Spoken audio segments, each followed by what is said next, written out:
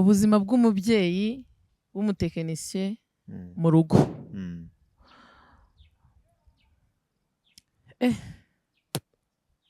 N'ubuzima si ko ari ubuzima burebure we, ako gusa ntago umuntu yavuga ko ari ubuzima budashoboka.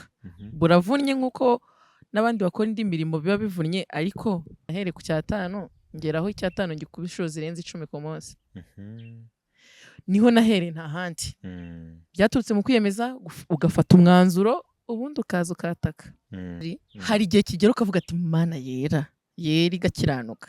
Ubundi ubu nari natekereje njya gukora ibi bintu bitekinike. Uzi icyo gihe ngiye cyari ryari nkimara kubyara umwaka wa mbere. Yesu we. Kubera yuko ababyeyi benshi wenda kereka bamwe na bamwe nibo numvishe bagira abana batabyuka nijoro, ariko abenshi abana babyuka nijoro. Noneho yari impanga nibo umwe ushobora kumufatira iminota 30 uri kumwonsa, abandi wenda ni isaha.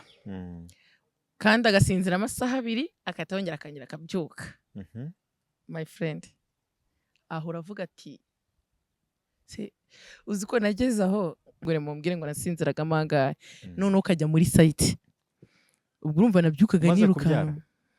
Nyuma y'amezi 3 ujya muri site. Turashize. Amezi 3 na 2 nagiye ngiye abana bafite amezi 3 kwa amezi 3. Ari n'impanga none. Shiti zanjye.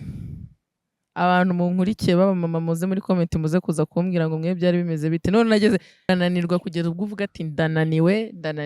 Aho niwe natekereje navuga ariko ubundi harya abantu bahera bavuga yuko umuntu ashoboye. Nyine arukuntu bavuga ngo igitsina gore kirashoboye. Hari aho navuze ariko bavugaga gushobora muke. Hari ikintu cyamfune. Ni ukujya gukora ikizamini cya leta ufite umurambo mu rugo.